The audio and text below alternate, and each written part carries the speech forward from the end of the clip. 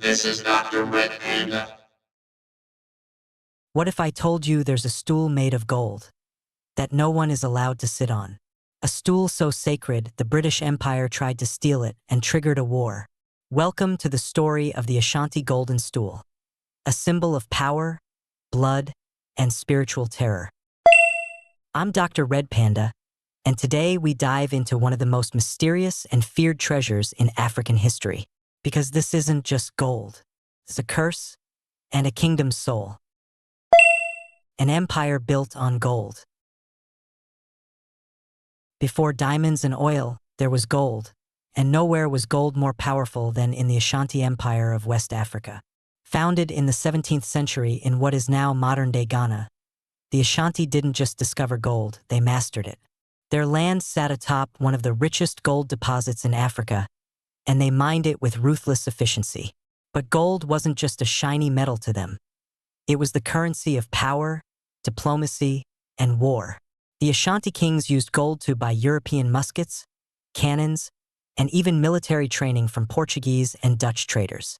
With every shipment of firepower, the Ashanti expanded outward, swallowing neighboring tribes, crushing rivals, and building one of the most feared military states in West Africa. But their power wasn't just military, it was spiritual. To the Ashanti, gold belonged not to the king, but to the ancestors. Every nugget, every ornament, every sword hilt made of gold was a sacred conduit to the spirit world.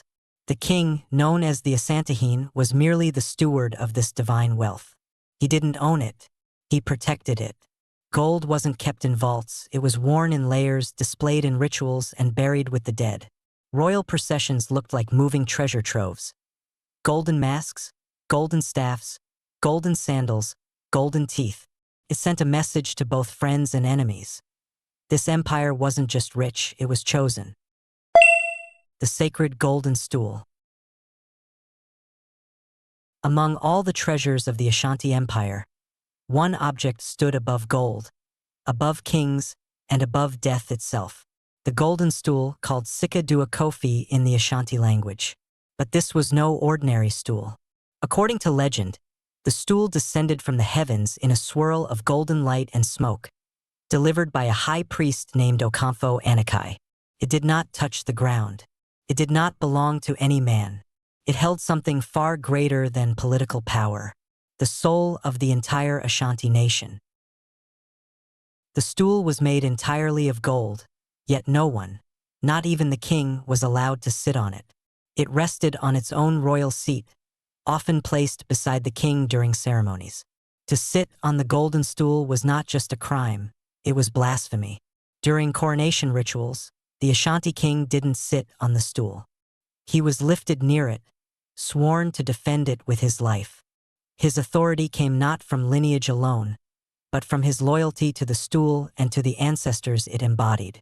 And so, the stool became more than a symbol. It was a living relic.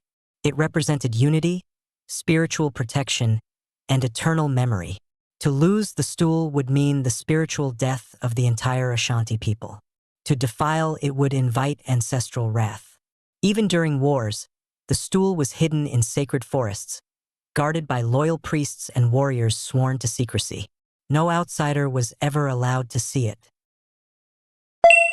Blood gold, the dark secrets behind the empire. Gold made the Ashanti rich, but blood kept the empire alive. Beneath the dazzling surface of gold-covered warriors and jewel-encrusted kings lay a much darker system, one built on ritual sacrifice, spiritual warfare, and ancestral appeasement.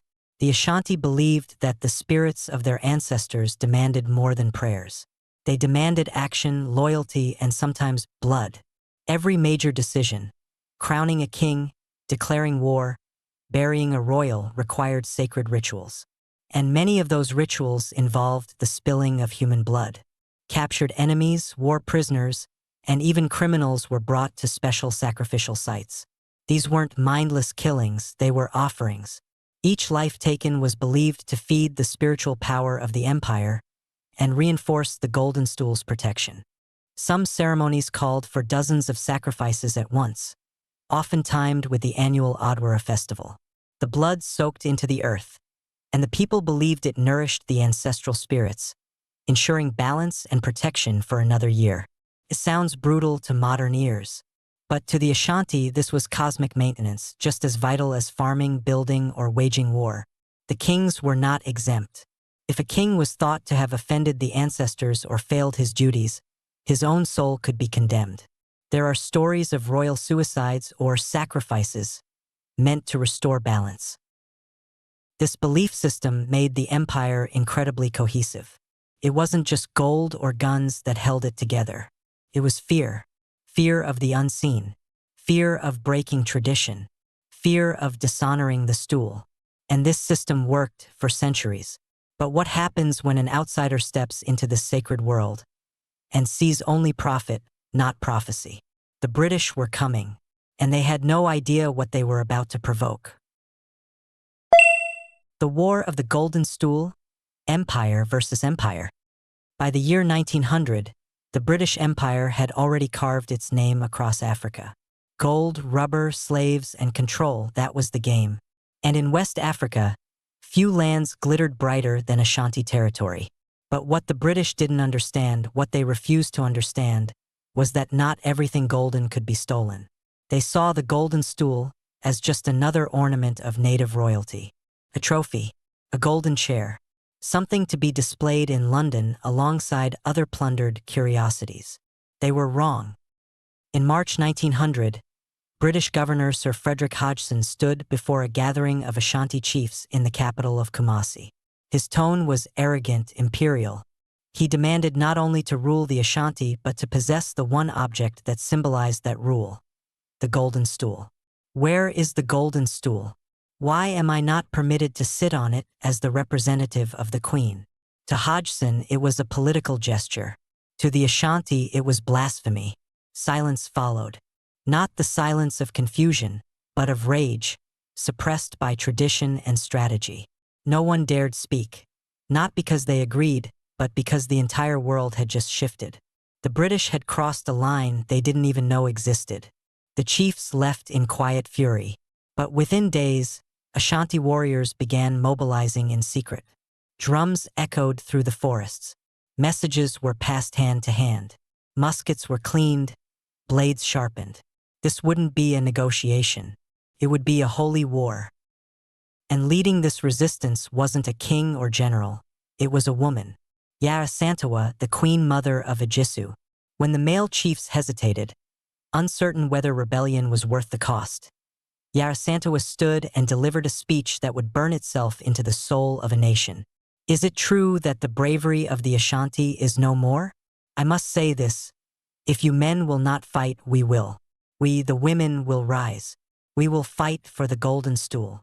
With that, she took up arms and became the commander of the Ashanti resistance.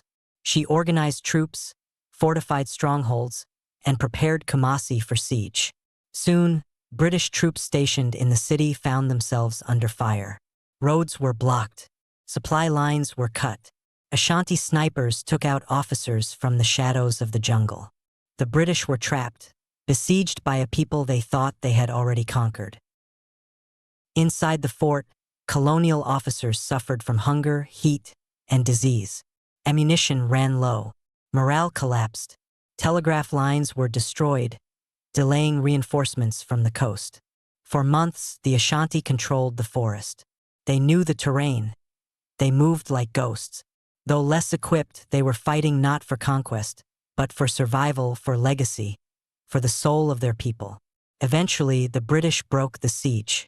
Reinforcements arrived, and after brutal fighting, they pushed back the Ashanti. Yarasantawa was captured and exiled to the Seychelles, where she would die in 1921. But here's the twist. The British never found the golden stool. Despite their military victory, the sacred object they'd come for vanished into the forest. Hidden by priests and protected by loyal guardians, it was never surrendered, never sat upon, never touched. Later, by chance, a group of African laborers, not British soldiers, accidentally discovered the stool hidden in a forest grove. Recognizing its power, they reported it to Ashanti leaders, who quickly recovered it and reconsecrated it through rituals to cleanse any impurity. Even the accidental discovery of the stool required spiritual restoration. Sir Hodgson, the governor who had demanded to sit on it, was recalled to England in disgrace. He had tried to place himself above the ancestors. He had tried to sit on a nation's soul. And in the end, he sat on nothing. After the Golden Stool, echoes of a golden empire.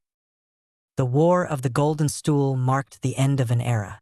Though the Ashanti lost political independence, their spiritual victory echoed louder than any British cannon. The Golden Stool was never captured, never defiled, never surrendered. Instead, it became a silent witness to the resilience of a people, a relic of divine origin that still holds meaning in the modern world. Today, the Ashanti Kingdom remains a cultural and ceremonial monarchy within Ghana. The Asantehene, the king, still rules symbolically, his authority anchored in tradition, not politics. And at the heart of that tradition still sits the Golden Stool, untouched and revered. Every year, thousands of people attend Ashanti festivals where gold regalia glimmers under the sun, echoing the glory of a lost empire. The stool itself is rarely seen, kept hidden from the public, brought out only during sacred rituals known to few. But the echoes of the past are everywhere. The name Ashanti still commands pride in Ghanaian identity. Yarasantua is celebrated as a feminist icon, her statue standing tall in Ejisu. And the British? They've quietly moved the goalposts, now praising the stool as a cultural treasure, carefully avoiding mention of how close they came to desecrating it. Ironically, the very thing the British failed to possess is what immortalized the Ashanti in history. The stool survived not because of gold or weapons, but because of belief. But here's the question, Red Panda fam. If your entire identity, your history, your spirit was bound to a single object, would you risk everything to protect it? Or would you let it go to survive? Let me know in the comments. And that's a wrap for this episode of the video. I'm Dr. Red Panda. If you found this video helpful, don't forget to subscribe and give it a thumbs up. Until next time, take care.